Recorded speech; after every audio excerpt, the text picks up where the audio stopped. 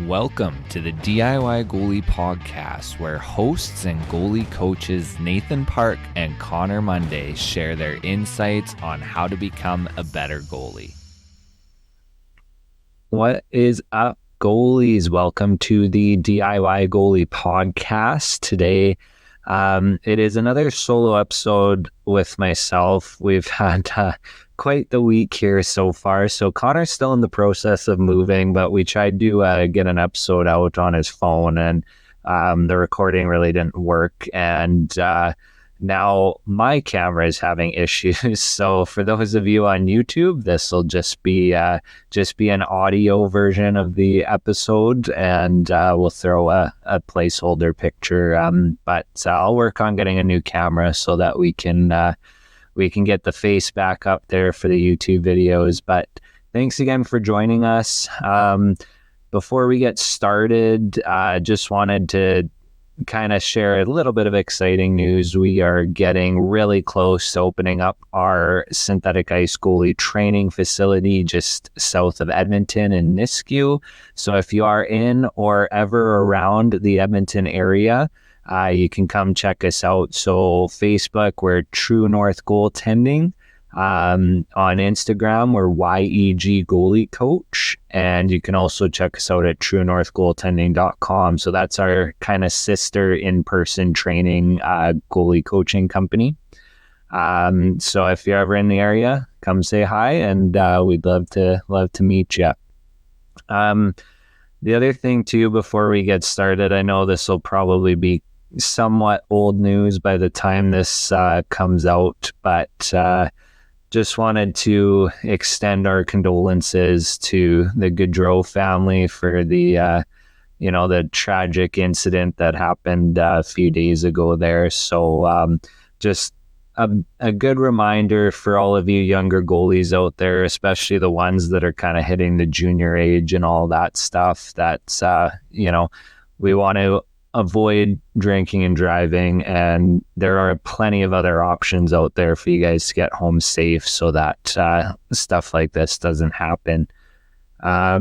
So getting into the episode, what we're going to talk about today is we're just going to talk about some beginner tips for new goalies as well as new goalie parents.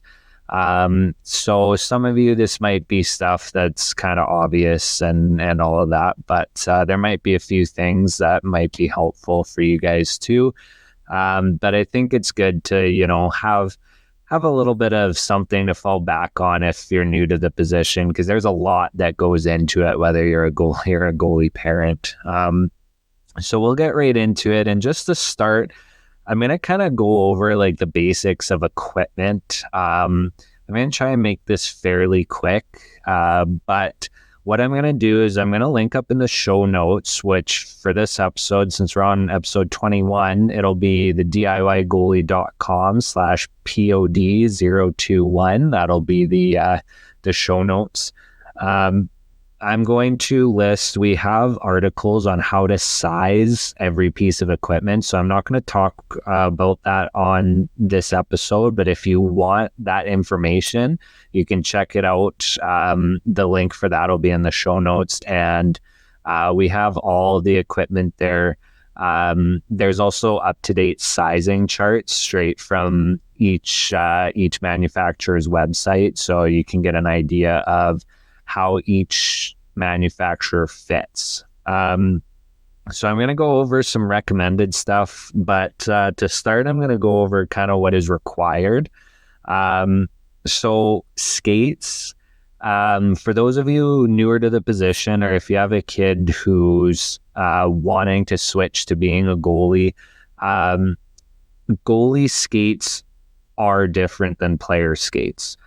They are designed to rock less than player skates do, and they just kind of sit a little bit more angled, a little bit lower to the ice, and they're designed to help movements that goalies do. So players are looking more for like strides and working inside and outside edge, whereas goalie skates are designed more for those explosive movements, catching the edges a little bit better.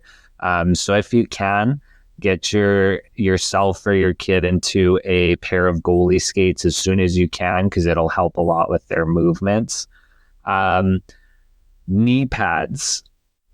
Some people out there might say knee pads are not required, but in my opinion, I think 100% they are, and that might be my equipment hot take today. But these are different than the leg pads. These are a separate knee pad that wraps around your knees, because a lot of the pads nowadays aren't made with the built-in knee pad or the thigh rise anymore that the older style pads are, for various reasons. But the knee pads help a ton when it comes to getting stretched out and getting hit in the wrong spot, or especially new goalies, they tend to kind of drop down onto the front of their pad instead of the inside of their pad, which exposes that knee too. And let me tell you, those pucks are hard, and you don't want to get one right in the knee, because that could shatter your patella or cause other issues there. So I'm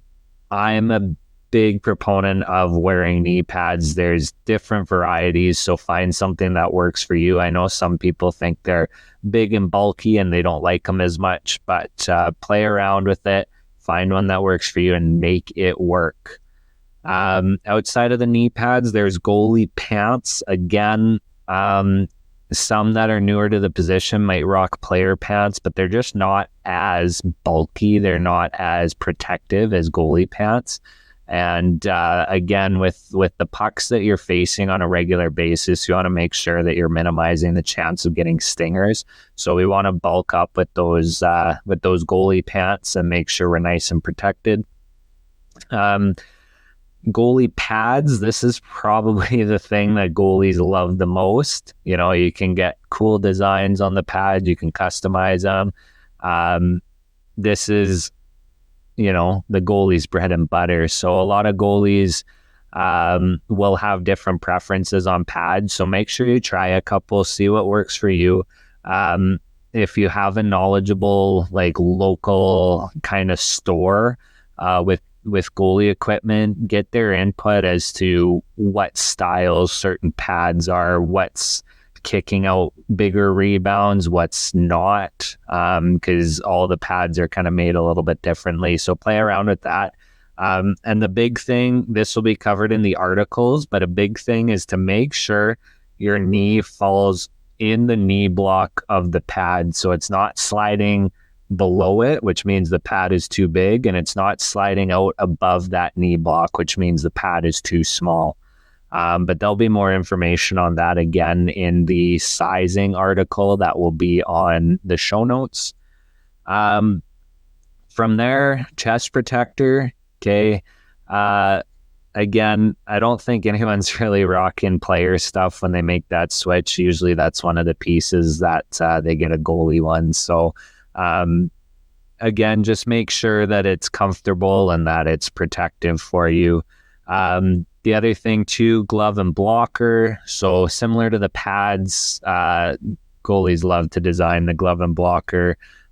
There's a good episode, I can't remember the episode number, but we have an equipment sizing and equipment kind of myth episode with Ray McGurr. So I'll put that one up in the show notes too, but that's a good one to go back to, because with our gloves, there's a lot of different options, like different breaks and styles and stuff like that. So there's going to be, again, with all the gear, it's all going to be personal preference. So you might have to try a couple to see what you like.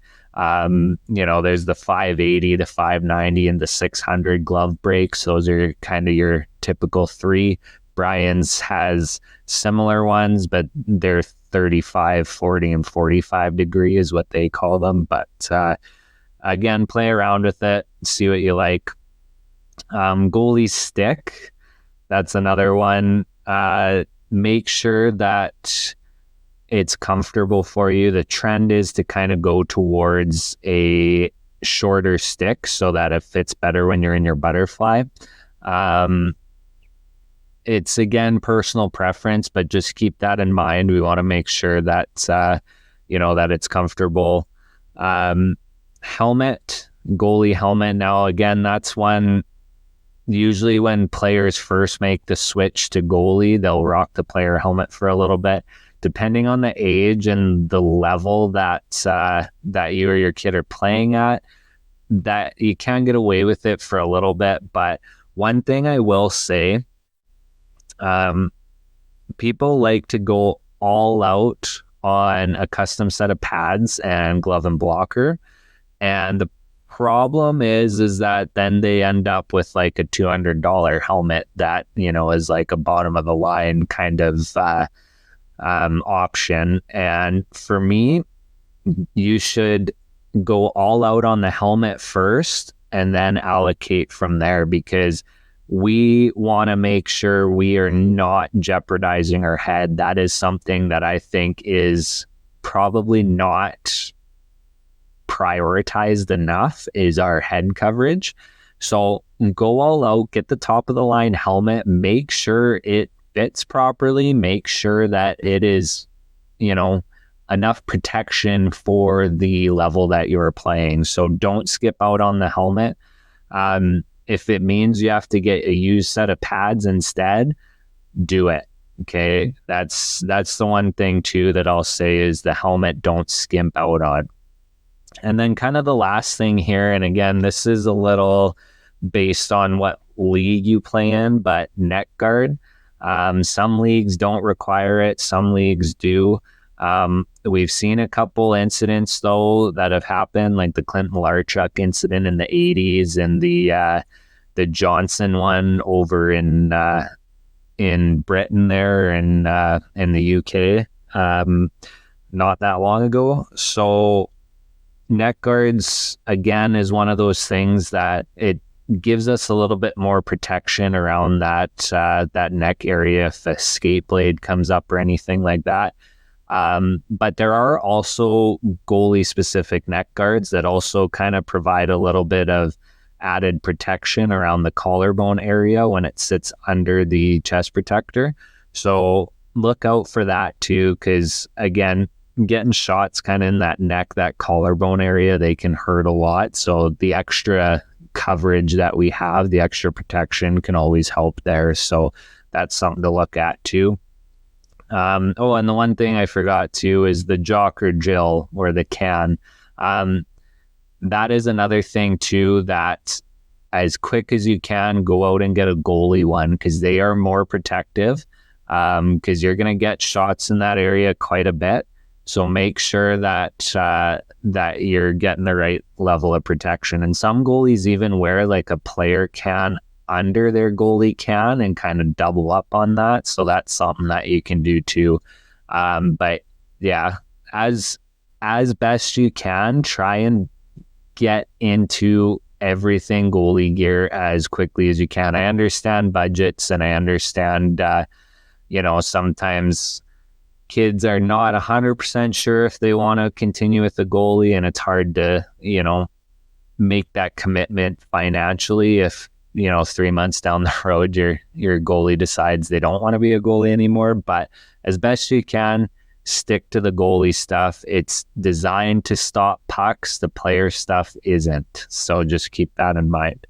Under the recommended stuff, so that whole list was required gear. Under the recommended stuff, getting a Kevlar base layer. So base layer is like compression. So like, socks, compression, pants, compression shirt. The Kevlar stuff can kind of help prevent skate cuts, because, scrums at the net, people are getting pushed around, people are falling on goalies, right? You just never know when an errant skate blade could come up and just hit the right spot. I know back when I played Bantam AAA, I got ran into skate first, kind of on a half breakaway, and I didn't even know until I got off the ice at the end of the game, but my leg was covered in blood, and I didn't even feel it at all. So luckily it wasn't like anything major, just a couple like butterfly stitches and everything was good, but you just never know. That could have been a femoral artery or something like that. So things happen quick in the game of hockey, the better protected you can be is just, better peace of mind there, right? Another recommended one would be the dangler. So that's that plastic piece that hangs kind of at the bottom of the helmet. It does not replace a neck guard. It is not designed to prevent skate cuts. What it is designed to do is just help deflect pucks away kind of in the collarbone and neck area. A lot of goalies don't like wearing it because of the noise it makes. It is on my list eventually to make a video on how to tie a dangler that helps reduce or minimize the noise. But basically, instead of tying it through the cage, go through the holes in the chin and the ear holes on the side of the helmet. And that kind of helps, it move around a little bit less. Because that's, I think, the number one complaint goalies have when it comes to danglers. The other one is kind of the visibility, like when the puck's kind of right in your feet or right in your knees, that area like right in front of you. But if you are moving your head properly while you track and stuff like that, I think you can kind of minimize that risk there too. If you're getting stingers to the glove hand, you can wear a baseball glove under your glove, because I know some gloves aren't very beefy in the palm, especially if you have like a game ready glove, because they're designed to close easier, but that can also be at the expense of protection. So if you're getting stingers in the glove hand, one thing you can do is you can wear a baseball glove underneath. It also, like, some goalies wear certain gloves under their glove and blocker just to kind of help with sweat issues and grip issues. So that's something to think of too. And then kind of the last one I have here, which isn't really equipment, but an equipment repair kit. If you have something in your bag that has extra plastic buckles for your helmet, extra snaps, a screwdriver, anything like that might come loose during a game or a practice that you have on hand and can just go switch it quick, because those always happen at the worst times. You're in the middle of a championship game or something, and all of a sudden you get a shot to the head and your buckle breaks. So it's a good idea to have anything on hand that might come loose. So any extra screws that fit your equipment, snaps, buckles, and then the tools you need, anything like that. If you use a stone for your skates, anything like that along those lines, it's good to kind of have a little kit in your bag to have on hand. So that's kind of it for equipment. Moving on, just kind of the basic terminology and kind of like some of the basics of goaltending. So when it comes to movements, again, we have a video that kind of goes over the basic movements of goaltending. So I'll throw that in the show notes too. You can go take a look at that. But when it comes to movements, we've got the C cut, which is kind of how goalies move forward and backwards. That's just, moving your foot in kind of a C motion. That's why it's called a C cut. And that helps propel you forwards or backwards. Similar to like players use C cuts and stuff too when they're going backwards. Shuffles, those are the ones where we're kind of pushing off one leg into a stop on the other leg. So the shuffle's meant for small adjustments. So like if somebody's carrying the puck across the zone, we're going to shuffle with them. We're going to make those small little movements. So all it is just kind of pushing off of one foot into the other foot as it stops. So it's just a small little lateral movement. Our feet are facing forward the whole time. For longer movements, that's when the T-push comes into play. So your lead foot is going to rotate a bit, and it's actually going to be perpendicular to your back foot, and that's going to make that T sort of shape, which is why they call it the T-push or the T-glide. Some people call it the T-glide, but T-push is usually more popular. But yeah, so then you load up that back leg after you've rotated that lead leg, and you basically push off that back leg and glide on that front leg. So that's the T-push. A T-push recovery is the same kind of situation, but you're going to start on your knees. So you drop down into your knees, and then you're recovering. So it's like you've made a save, and then you're recovering to your feet. So same thing, you're going to get up with your back leg, so your load leg, and as you load it, you're going to step your front leg into that T shape and then push off. So it's kind of like we're getting up and pushing at the same time. So it's a nice, efficient way to recover from our knees back to our feet. Butterfly slides is kind of the opposite. That's where we start on our feet and end on our knees. So it's basically just driving the lead knee down to the ice. And then as soon as we push off, that back leg now drops to the ice as well. So we start on our feet, we finish in the butterfly on our knees. And that's just a way to slide across when the puck's in tight. Now, one thing I will say, because this is probably the first thing goalies do when they get equipment and get on the ice, is they butterfly slide everywhere because it's the fun thing to do and it's the easy thing to do. But don't get into the habit of sliding everywhere. A D-to-D pass, we do not need to slide on our knees. We can get there on our feet. So just don't make that a habit. Inside edge pushes are when we're on our knees the whole time. So say we've made a save and there's an in-tight rebound that we got to push to quickly. We're going to stay on our knees. So we're going to lift our back leg and we're going to dig that edge into the ice and push. And so that lead leg stays on the ice the whole time. And after that back leg pushes off, it just gets back down to the ice. And now we're back into a butterfly, but we're moving. So again, that's for in tight stuff. And it's knees to knees. The last thing, and this one wasn't in our video, but the last thing is the knee shuffle. That's another movement that you'll kind of hear of maybe. That's when we're on our knees and we're just using little knee shuffles to make small adjustments. So, maybe we've made a save and there's a rebound, but we don't have to make a big adjustment. So we just do a little knee shuffle or two to get ourselves over. So we're not having to get up with the back leg to make a push. We can just get there nice and quickly with a little knee shuffle. So that's it kind of for movements. Again, we'll put that video up, which explains it a little bit more in depth and then has the visuals as well. The other thing for fundamental, so positioning. So there's 3 components of a goalie's position. So there's depth, angles, and squareness. Depth is basically how far out we come from the goal line out of our net, or how far we don't.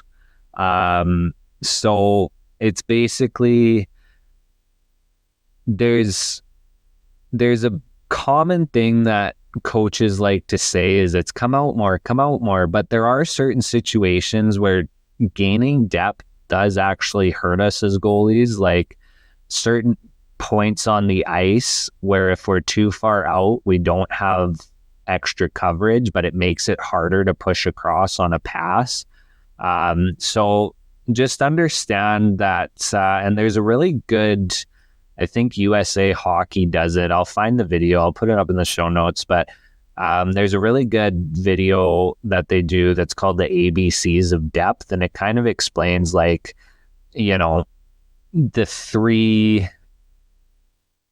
3 portions of depth, or I guess the 3 angles we can take on depth. So there's aggressive, base, and conservative. So that's the ABC, and they break it down really good. But basically, depth is how far out from our net that we come to get set on the puck. Because the further out we come, the more coverage we have of the net, But at the same time, the further out you come, the harder it is to move on lateral plays. So that's something to keep in mind. Angles is another portion of our depth. So the best way I describe an angle is the imaginary line from the puck to the middle of the net should go through our belly button. Then we're on angle. So that basically means that we're centered in our net in relation to where the puck is on the ice, so that we're having maximum coverage of the net. Because if we're off to one side as opposed to in the middle, the other side of the net is going to be open for the shooter to shoot at. So then we're off our angle. And you can do everything right as a goalie, but if your angle is off, you're going to get scored on, because it's just that much harder to reach the puck and cover that net if you're not in the middle of it. So again, that imaginary line goes through our belly button. That's kind of the best way to explain it. Squareness is the last one when it comes to positioning. Being square to a puck just means that the front of our body is facing the puck. So our shoulders are pointing forward at the puck, our hips are pointing forward at the puck, our feet are pointing forward at the puck, and our hands are pointing forward at the puck. Everything is pointing forward. So the reason that we want to do that is, A, when we're looking straight at the puck, it's easier to track the puck, which we'll talk about real soon here. But B, as humans, we're naturally wider shoulder to shoulder than we are stomach to back, right? So if my side is facing the puck, I'm going to leave a lot more net open than if my stomach's facing the puck, right? So that's why being square is important, because it just allows you to have maximum net coverage. So whenever we're set on a puck, everything should just be facing forward towards it. So basically, we're making like a perpendicular line to the puck's line into the net. Out of the three of positioning, depth is actually our least priority. So we want to get on angle and we want to get square to a puck first. And then if we have time, we can gain more depth. But if we're trying to get across for a pass or something like that and we're coming too far out, that takes longer. So we might not get on angle and get square by the time that shot comes. So getting square, getting on angle is definitely our most important aspects of our positioning, and then depth can come after that. So we just touched on it, but some trajectory or some terminology you're going to hear of is tracking and head trajectory. So those are kind of two things that go hand in hand. So what tracking is just watching the puck, basically. So if a shot comes, you want to watch the puck from the blade of the stick and your eyes are on the puck all the way to contact. So some goalies, the two common mistakes they see, some goalies will either not track at all and they're still looking forward at the player when the shot comes, which is not ideal. The other one is they actually track past their save. So a lot of times you'll see this on stick saves, but they'll actually be looking in the corner as if they're looking for their rebound before that shot's even hit them. And then they miss the puck with their stick and they give out a bad rebound, and then it's hard to find because they're already looking in the corner. So tracking the puck, we want to be eyes glued to that puck the whole time. So all the way into our body. And then if there is a rebound, we want to track it off our body too. Head trajectory is a big component of tracking, because we don't just use our eyes to track, we want to use our head to track. Not only does it help our field of vision, because if we're only using our eyes and our head doesn't move, then we'll be tracking in our peripheral vision at some point during our save.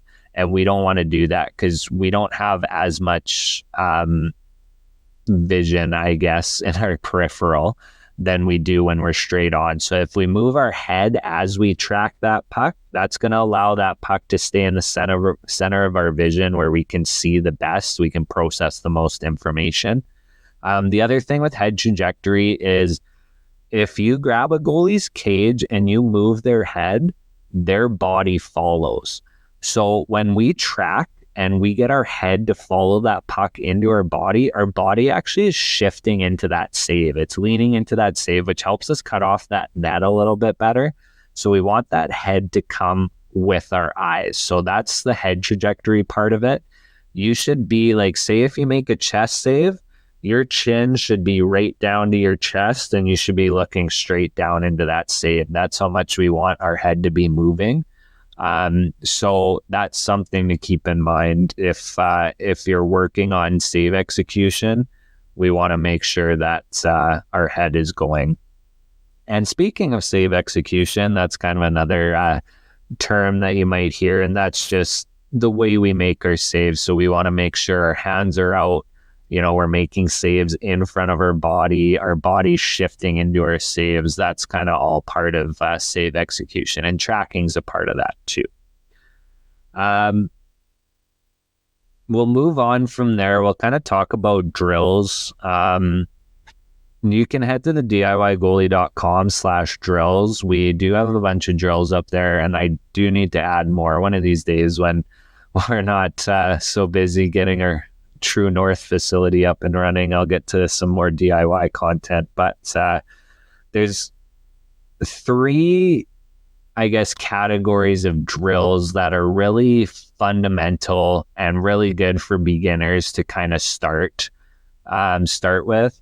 So skating drills, hugely important. Even the pros are still doing very simple crease movement drills that you would see like a U9 goalie doing, right? Because it's just such an integral part of being a goalie is being able to work your edges and skate properly, that, they need to make sure that they're still honing those skills even at the highest level. So make sure you're getting skating drills in. And the nice thing is they're easy to do when you have downtime. So if you have 2 minutes in practice, do a quick crease pattern skating drill. If you have, an ODR, an outdoor rink around you, head out there when it's cold out and there's ice there, and do a couple of crease patterns there. Public skate, if it's not too busy, find yourself a corner and do some crease movements just with your skates on, if you can do that. But figure out a way to work on that skating. Another thing too is, we talked about it, but tracking. If you can just do something as simple as 10 shots to the glove, 10 shots to the blocker, 10 to each side stick saves, and we're tracking it into contact and off of our body, that's something that, again, even the pros are doing simple stuff like that just to make sure their eyes are going, their hands are going, all of that stuff. So the nice thing with tracking drills, though, you can do them not on the ice. You can do it with a ball at home. Get somebody to throw it at you, bounce it off a wall, anything like that. Anything that can work the eyes, add it to your game, right? It's super important. And then kind of the last category too, for just basics when it comes to drills, save execution drills. So just kind of like the 10 to the glove, 10 to the blocker, 10 to each side of the stick example that we use for tracking. Same thing for save execution. Work on making that save in front of your body, track it in, shift your body into that save. Just get used to doing that, and it's a good thing to kind of work on as we go. Just some other things too, and this will probably, we'll talk about making the position cheaper to finish things off. So before that, just I want to talk about some things that we can do off the ice too to help improve your game. So the thing with goaltending is it is incredibly cerebral. Like, there's a lot of brain power, a lot of thinking, a lot of processing that happens on the ice. So anytime you can work on training your brain, and we've talked about this lots throughout the podcast and throughout the articles we've done, but I don't think I can emphasize enough just how much you guys need to process during a game. And so the better that your brain can handle that, the better that you're going to be when it comes to your performance, right? So cognitive training is very important. Anything that gets your brain going, it's something as simple as, like memory games on your phone or concentration grids. Like do one of those a day or even one every couple days. Anything that kind of works on thinking and processing information quickly, you'll be able to process on the ice quicker, which will just make the game feel slower, which is good. If we can be a couple steps ahead of what's happening, it's amazing just the difference that can make. So cognitive training, very important. Train your brain. The other thing too that kind of goes hand in hand with that is vision training. So the thing is when we talk about the cognitive training, our brain is actually taking the visual information that it sees and processing that and making a decision based off of that. So the more you can train your eyes too, so stuff like juggling, that's a good way to get our eyes and kind of our brain going at the same time, processing that visual information to translate into a reaction. That's kind of what we want. Even just like generic like eye stretches, and I know it sounds weird, but like looking as far up as you can, looking as far down, to the left, to the right, stuff like that, like being able to get your eye muscles going so that you can actually track a little bit quicker. Because the thing with our eyes and our brain, it's just like going to the gym and lifting weights, which makes us stronger. If we can do exercises to train our eyes and our brain, they'll get quicker and stronger, and they'll be able to do things at a better pace, right? And that's going to help us on the ice. The other thing is too, is not only is the position very cerebral, but the position is very mental too. Like it's amazing the difference a little bit of confidence can make when it comes to goaltending, right? But a lot of that comes from our mental state and just how we talk to ourselves, how confident we are in ourselves, how we prepare for our games, anything like that. The mental side is incredibly important. So find ways to be able to reset yourself after a goal or to reset yourself after a bad game. Find ways to generate a pre-game routine that works for you and can be repeatable every game, so you're in the right mindset every time. And we had Pete Fry on, I think it was, what episode was it? All the episodes now blur together. I can't remember the numbers, but I'll link that one up in the show notes too. But our episode with Pete Fry, he talks lots about the whole mindset thing and the mental side of things. So that's something to really be honing in on too. And then the other thing is off the ice is just strength and flexibility training. And this one I do remember, it was the second episode. So episode 2, we had Chris Sharkey of Shark Bodies Fitness on to talk about it. But a lot of goalies go straight for the flexibility. And that's great. We need to be flexible, but we also need to be strong, because when we get into those like crazy, splits or whatever other positions that we get our body into, it needs to be strong enough to hold us there and to be able to kind of keep everything where it needs to, because otherwise that's going to lead to injury. So yes, we want to work on the flexibility, but we also need to work on the strength. So make sure we find a good balance there and get your whole body going too, right? Like we don't want to just be working on, our quads. Yes, we need quads to be explosive in our movements, but work on the hamstrings too, because if you're imbalanced, if your quads are too strong and your hamstrings are too weak, you're going to cause injuries. Okay, work on the abs, work on calves, back, arms too, right? We don't want to get Arnold Schwarzenegger jacked, because you probably aren't going to be able to reach pucks very well in the top corner, but our body does go through a lot making glove saves, making stick saves, blocker saves. Like our upper body does do a lot as well, and it helps to kind of prevent the lazy glove drop when we drop and all of that stuff too. So balance it out. Don't just focus on lower body, focus on the whole body, and work on the flexibility as well as the strength. Do some yoga, do some Pilates, do some cardio, balance yourself out well. That's going to translate the best onto your on-ice performance. What we'll do, I think, another episode, because there's lots that we could dive into. I think what we'll do is we'll do kind of a separate goalie parents episode that'll kind of be for all goalie parents and not just necessarily the beginner ones.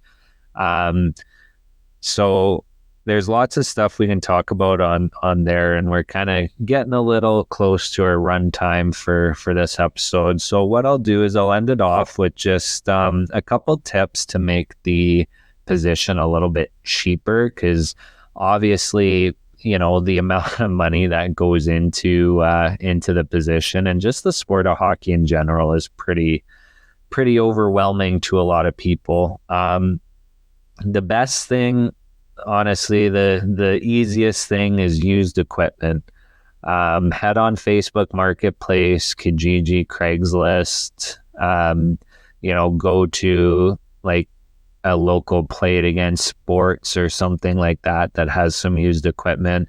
It's going to be a lot more accessible than trying to order new, or even buying off the shelf new. Do what you can. I mean, I know some people play at a high enough level that maybe that doesn't work as well, but as best you can, get the used equipment. That'll help save. And then if you take care of the equipment too, you could probably turn around and sell it for a little bit less than what you paid for it, but still get some of that money back as well. So just with the used equipment market, see what's out there, look around. I think Sideline Swap is another one that you guys can check out too. That's like kind of like a Craigslist or a Kijiji, but for goalie equipment. The other thing too is when it comes to ice time, depending on where you live, sometimes goalies can get a discount, whether it be on a beer league team or an actual minor hockey association. They can be looking for goalies, like they can be desperate enough that they'll waive fees or at least give a discount of fees. That's not going to apply to everybody everywhere, but might be something to look into. But the other thing too is camps. So if you're looking for ice time, there are camps out there that will have goalies out at no expense. Unfortunately, they're player camps, and your goalie will basically just be a shooter tutor. But it is a way to see some pucks, to work on some things. And as long as they're not, doing like rapid fire slap shot from the back door, you should be at least able to get something out of it. And our one episode with Ian Gordon, he kind of mentioned that, to embrace the development. And there's always something to take away from being on the ice. So that's something to look into too, to get some free or cheap ice time, is to be a goalie in a player camp, because they always like having a goalie out to shoot instead of shooting on empty nets. The other thing too that you can do is you can group together with other goalies, especially for like private goalie sessions. You can always split the costs and go out with a second or a third goalie, depending on what you have available for you or around you for goalie coaching. But that's definitely something you can do to help kind of alleviate costs and stuff like that. Just going back to the gear too, some organizations, they actually rent gear. So that's another option too. If you need to, it's a little bit cheaper. And if you aren't sure if your goalie wants to stay a goalie, that's another option too, is you can kind of rent gear from them for the season. Yeah, so we'll kind of wrap it up there. Again, guys, thanks for tuning in so far. I mean, it's kind of crazy that we're already up to 21 episodes. We appreciate you guys tuning in and the support. We've seen a bit of growth in our listenership, which is nice to see. We've gotten a few, 5-star reviews on Apple Podcasts. We've had some 5-star ratings on Spotify. We've had a few comments on YouTube here and there. So we very much appreciate you guys tuning in and kind of giving us that feedback. If you like the show, share it with a friend, share it, with your goalie community. Leave us some feedback. You can leave us an actual review on Apple Podcasts, or you can just leave us a rating on Spotify. Subscribe to the YouTube channel, leave us some comments. And again, if you guys have questions, you can leave us a listener question at the DIYgoalie.com/podcast. And we can get that on a future episode. As always, you can check us out at the DIYgoalie.com. We have some goalie specific merchandise at the DIYgoalie.com/shop. And you can follow us on Facebook, Instagram, TikTok, X, YouTube, all under the DIY Goalie. And that's kind of where we have our home bases. Thanks again, guys, and we shall see you next week.